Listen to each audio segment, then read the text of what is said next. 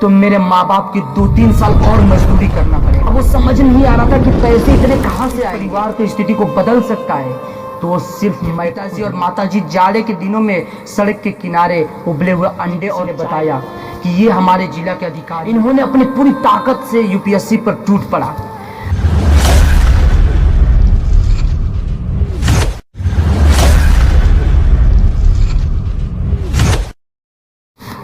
हमें गरीब और मिडिल क्लास के लड़के हैं, हमें बड़े सपने नहीं देखने चाहिए।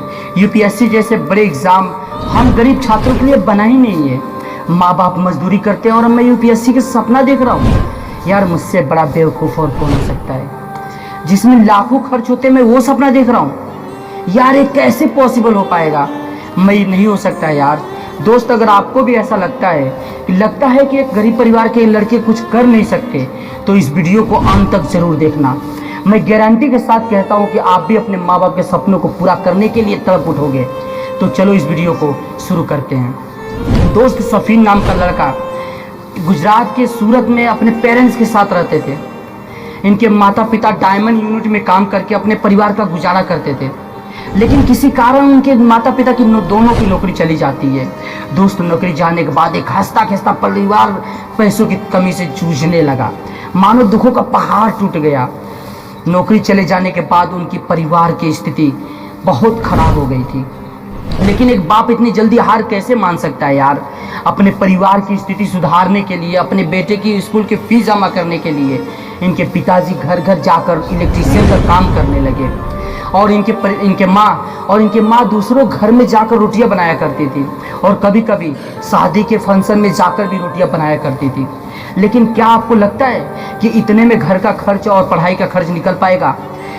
नहीं दोस्त। जिस प्रकार हम अपना सिलेबस को कंप्लीट करने के लिए एक्स्ट्रा टाइम देते हैं, उसी प्रकार घर को खर्च चलाने के लिए इनके माँ बाप भी एक्स्ट्रा काम करने लगे।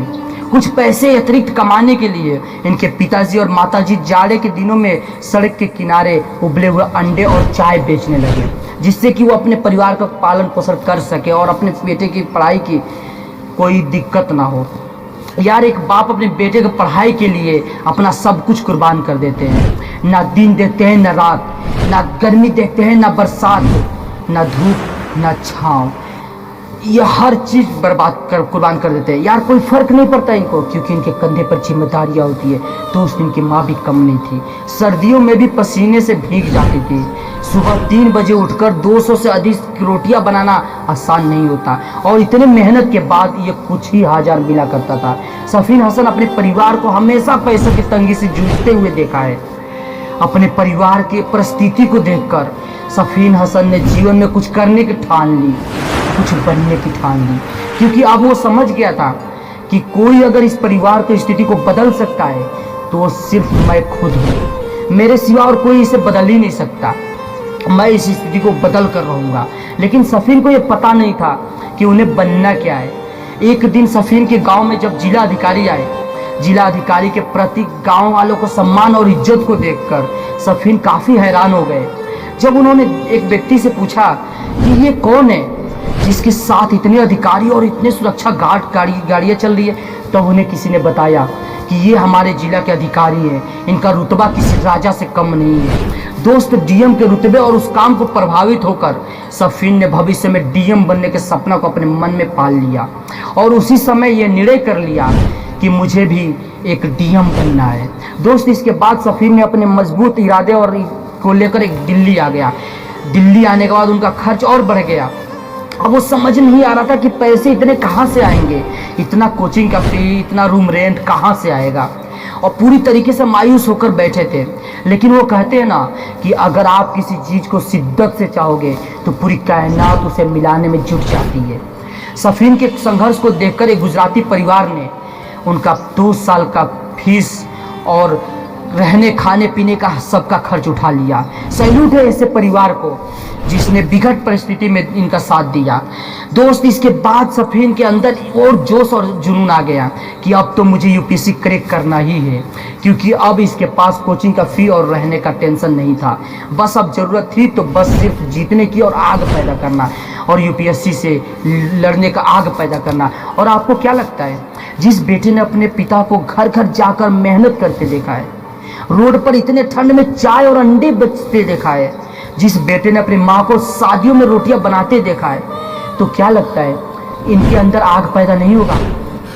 इन्होंने अपनी पूरी ताकत से यूपीएससी पर टूट पड़ा और अपने माँ बाप को आराम देने के लिए और अपने सपने को पूरा करने के लिए पूरी मेहनत और डेडिकेशन के साथ तैयारियां करने पे लग गया और अपने सिलेबस को कंप्लीट किया। दोस्त, अब शुरू होता है सफीन का असली इम्तहान। दरअसल जब यूपीएससी का मेंस एग्जाम देने जा रहे थे तो रास्ते में ही इनका एक्सीडेंट हो गया और इनका पैर और हाथ सब लहूलुहान हो गया था। अब इनके पास सिर्फ दो ऑप्शन था, या तो ये हॉस्पिटल जाए या फिर एग्ज़ाम देने के लिए अपने एग्ज़ाम सेंटर जाए। लेकिन अगर हॉस्पिटल चले गए तो मेंस एग्ज़ाम छूट रहा था। कुछ देर बाद इन्होंने सोचा कि अगर मैं यहाँ से बैक हो गया तो मेरे माँ बाप की 2-3 साल और मजदूरी करना पड़ेगा। अगर मेरे माँ बाप को तकलीफ हो तो मेरा रहना और ना रहना में क्या अंतर रह जाएगा। फिर इसने देखा कि मेरा राइट हैंड तो सेफ है, जिसे मैं मेंस एग्ज़ाम लिख सकता हूँ, वो तो सेफ है, मैं जा सकता हूँ, मैं एग्ज़ाम दे सकता हूँ, आई कैन डू इट। तो दोस्त, इनकी 2 सालों की मेहनत और इनके माँ बाप की स्ट्रगल इनके एग्जामिनेशन हॉल की तरफ खींचता चला गया और अपने मजबूत इरादे और परिवार के संघर्ष को अपनी ताकत बनाकर सफीन हसन को 2017 को देश के सबसे कठिन परीक्षा कहे जाने वाली यूपीएससी एग्जाम में 570 रैंक हासिल करके और सबसे कम उम्र के आईपीएस अधिकारी बनकर अपने देश, अपने राष्ट्र, अपने स्टेट, अपने और माता पिता का नाम रोशन किया। दोस्त, सफीन हसन के संघर्ष और सफलता की कहानी देश के उन लाखों युवाओं को प्रेरणा देती है जो हर साल यूपीएससी और अन्य परीक्षा में भाग लेते हैं, लेकिन थोड़ी सी कठिनाई आने पर अपना हौसला खो देते हैं और विपरीत हालातों से हार मानकर अपने सपने की तरफ, अपने लक्ष्य से भटक जाते हैं। दोस्त, सफीन हसन की कहानी हमें बताती है कि कैसे कोई मनुष्य करीब कर अपने लक्ष्य के प्रति इतना निष्ठा रख के कठिन से कठिन लक्ष्य को हासिल कर सकता है। तो आई होप ये स्टोरी समझ में आपको बहुत मोटिवेशन मिला होगा और इसी तरह की स्टोरी सुनने के लिए इस चैनल को सब्सक्राइब जरूर करें। मैं मिलता हूँ अगले वीडियो में, तब तक के लिए जय हिंद।